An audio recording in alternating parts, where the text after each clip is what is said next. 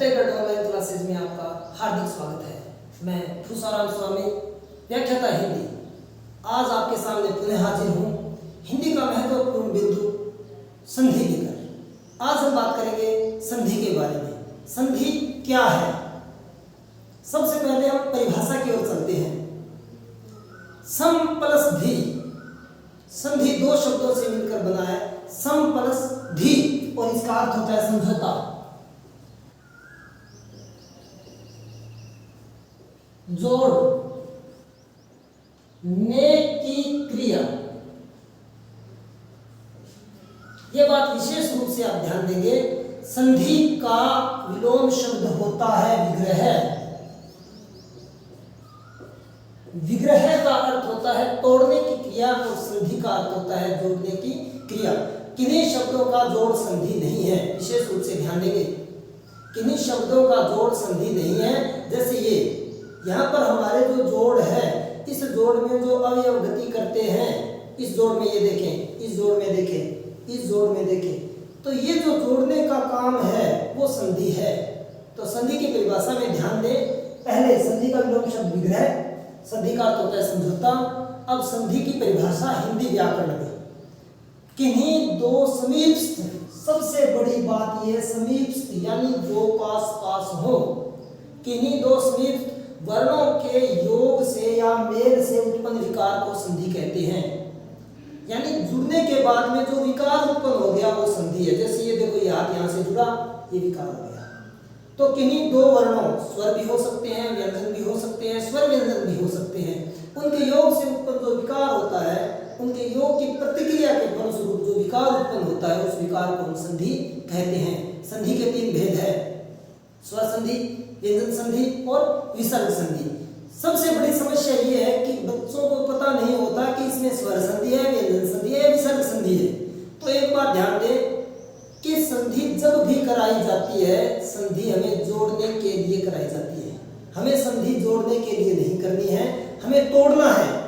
संधि के अंदर हमें क्या करना है? तोड़ना है। यदि हम तोड़ेंगे तो संधि है वो बहुत अच्छे तरीके से हमारी समझ में आ जाएगी। इसलिए संधि को याद करने के लिए शब्दों को तोड़ना सीखें। जोड़ना नहीं, शब्दों को तोड़ना है, उनका विश्लेषण करना है कि क्या हो सकता है। और सबसे पहले हमें ये ज्ञात करना है तोड़ने के बाद में कि इसमें संधि कौन सी है, स्वर है, व्यंजन है या विसर्ग है। भेदों के बाद में हम फिर जाएंगे कि स्वर संधि के कौन कौन से भेद है, इसमें दीर्घ है, गुण है, वृद्धि है, यण है, अयाधि है, ये बाद में। सबसे पहले हमें पता करना है शब्द के अंदर संधि कौन सी है, स्वर है, व्यंजन है या विसर्ग है। ये बात ध्यान दिया। सबसे पहले हमें क्या पता करना है कि शब्द के अंदर कौन सी संधि है, स्वर है, व्यंजन है या विसर्ग है। तो कैसे पता करें? आइए चलते हैं। विसर्ग, हमें शब्द को तोड़ना है। हमें क्या करना है? शब्द को तोड़ना है। शब्द आ गया मनोकामना, मन है कामना। यदि प्लस का निशान है उसके इस तरफ विसर्ग है तो विसर्ग संधि होगी, निश्चित है। इसलिए हम शब्दों को याद करें। एक बात और ध्यान दें, व्यंजन और विसर्ग संधि के नियम कभी मत रटें। व्यंजन और विसर्ग संधि के नियम याद करने नहीं है, हमें क्या करना है? शब्दों को तोड़ना सीखना है। पुरस्कार, पुरहकार, विसर्ग आ गया, विसर्ग संधि। निरीह, निह, इह, इह यानी इहा शब्द है। इहा का अर्थ होता है इच्छा, जिसकी सारी इच्छाएं खत्म हो गई हो, कोई इच्छा नहीं रह गई हो। निरीह, तो नि प्लस इह, धनुष टंकार, धनु है टंकार, यानी प्लस का जो निशान है उसके इस तरफ यदि विसर्ग आता है तो उसमें विसर्ग संधि होती है।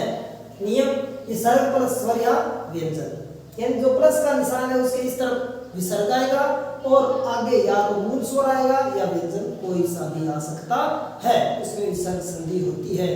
तो जिन जिन शब्दों को हम तोड़ना सीख गए, उन शब्दों में अगर विसर्ग आता है पूर्व पद में, विसर्ग आता है पूर्व पद में, तो वहां पर विसर्ग संधि होगी। अब 2 नंबर पर चलते हैं हम, स्वर संधि। स्वर संधि को जानने के लिए हम क्या करें? सबसे पहले स्वर देखें कितने। हिंदी में 11 स्वर है। ए, आ, ई, उ, री, ए, ऐ, ओ, औ। इनको हम कहते हैं मूल स्वर। ये मूल रूप या मूल स्वर है। फिर कै प्लस ए, कै, आ, ई, उ, री, ए, ऐ, ओ, औ। साथ जब भी स्वर आता है तो उसे कहते हैं मात्रा रूप। यहां पर स्वर मात्रा रूप में है। और मात्रा रूप में एक बात और हमें विशेष रूप से ध्यान रखनी है कि स्वर कहां आता है, व्यंजन के बाद में आता है। जैसे क प्लस अ, उसी प्रकार से का, क प्लस आ, की। हम कई बार ये सोचते हैं कि तो इधर है, तो हम क्या कर देते हैं, ई प्लस क। ये गलत है। कि क्या होगा, क प्लस छोटी ई। ये विशेष रूप से आप ध्यान देंगे कि स्वर है वो व्यंजन के बाद में आता है। स्वर है व्यंजन के बाद में आता है सहारा देने के लिए। यानी व्यंजन जब गिरने लगता है तो स्वर उसको आकर रोक लेता है। अब स्वर संधि, स्वर में दो स्वरों का मेल होगा। स्वर प्लस स्वर परिभाषा आ सकती है। स्वर संधि है स्वर प्लस स्वर का योग, इसमें दो स्वरों का योग होता है। प्लस का जो निशान है, इस पद को कहते हैं उत्तर पद और इस पद को कहते हैं पूर्व पद। प्लस के निशान के पहले पूर्व पद के अंत में, पूर्व पद के अंत में या तो मात्रा रूप में आएगा या मूल रूप में आएगा, या तो मात्रा रूप में आएगा या मूल रूप में आएगा। लेकिन प्लस के बाद उत्तर पद का पहला वर्ण मूल स्वर से ही शुरू होगा। ए से लेकर औ तक इनमें से ही कोई ना कोई होगा। ये स्वर संधि की सबसे बड़ी पहचान है कि प्लस के बाद में जब भी कोई भी शब्द शुरू होगा वो स्वर से ही होगा। और कौन से स्वर से होगा, मूल रूप से होगा। ए आ ई उ री, ए ऐ ओ औ, इनमें से किसी एक में से निश्चित रूप से होगा। देखिए, अधीन, अधि प्लस इन, स्वागत, सु प्लस आगत, स्वार्थ, स्व प्लस अर्थ, प्रत्याहार, प्रति प्लस आहार, स्त्रीउचित, स्त्री प्लस उचित, दायनी, दई प्लस इनी, मातृछा, मातृ प्लस इच्छा, सदैव, सदा प्लस एव, महोषध,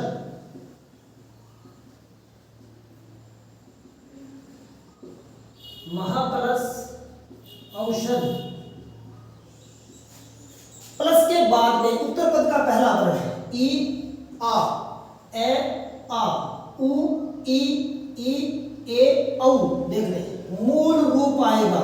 प्लस के बाद में स्वर का मूल रूप आएगा, पहली बात। अब इधर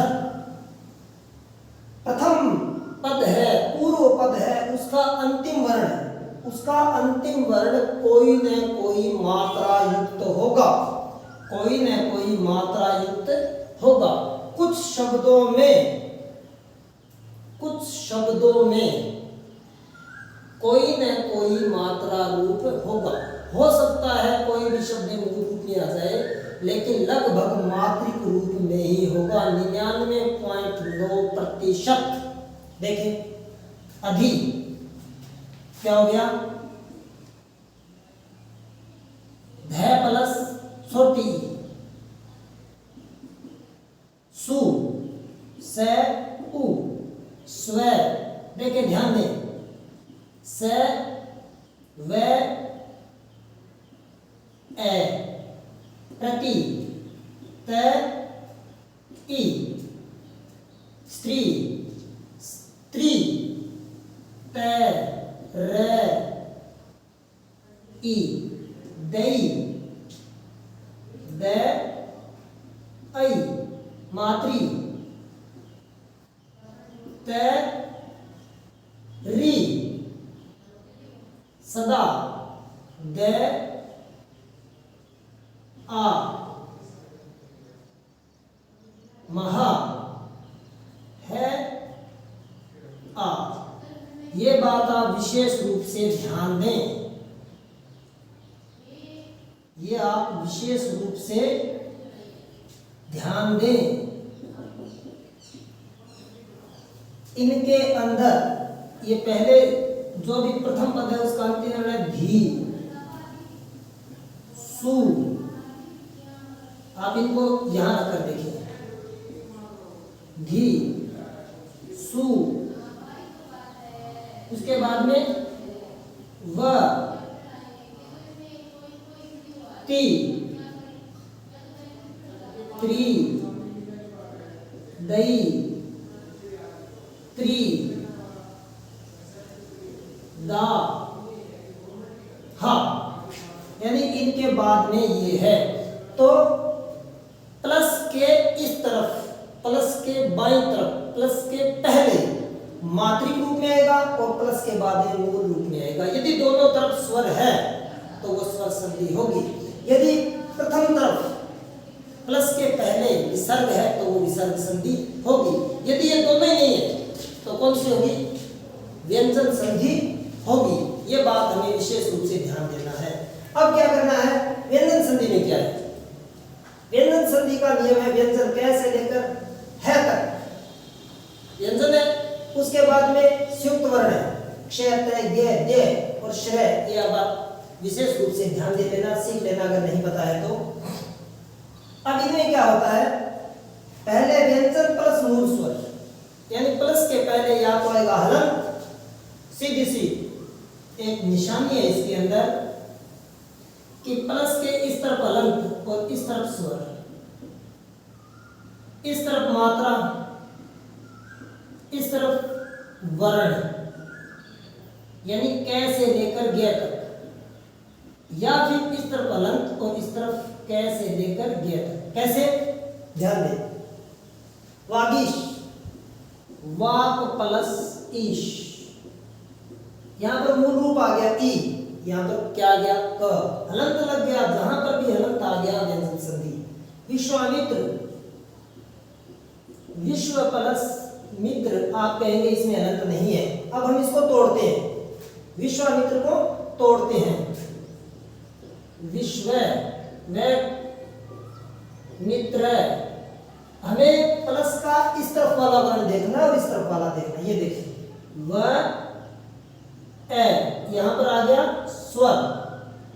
अब यहां देखिए, मैं, ई, क्या आ गया? ए और मैं। इसमें क्या मिला है? ए और मैं। ये हो गया स्वर और ये हो गया व्यंजन। स्वर और व्यंजन का मेल है। इसी प्रकार वागीश में देखें, कै और ईस क्या है?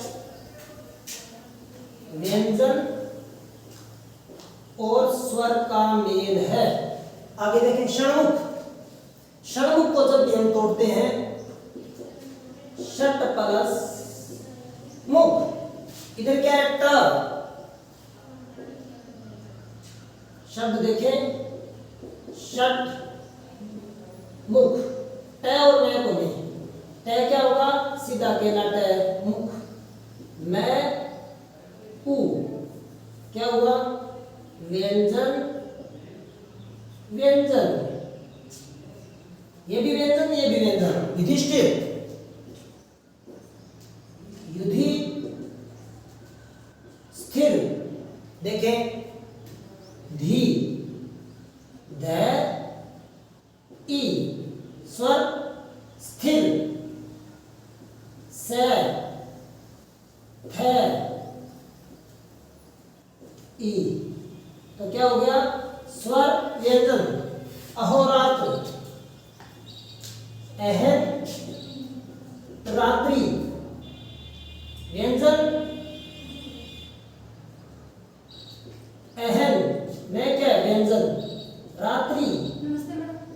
रात्रि को देखें, रे, आ, यानी न और र, ये दोनों मिले हैं तो व्यंजन प्लस व्यंजन। सृष्टि, सृष्टि, ध्यान दें, श, कै को तोड़े, ई, व्यंजन प्लस व्यंजन, यहाँ पर व्यंजन प्लस व्यंजन है, तो संक्षेप रूप में इसको समझने के लिए हम क्या करेंगे, स्वर संधि, स्वर प्लस स्वर, व्यंजन संधि, व्यंजन प्लस स्वर, स्वर प्लस व्यंजन या व्यंजन प्लस व्यंजन, विसर्ग संधि, विसर्ग प्लस स्वर या व्यंजन। और अभ्यास विस्तृत हम आगे जब भी संधि करेंगे तब बात करेंगे। तब तक के लिए जय हिंद, जय भारत।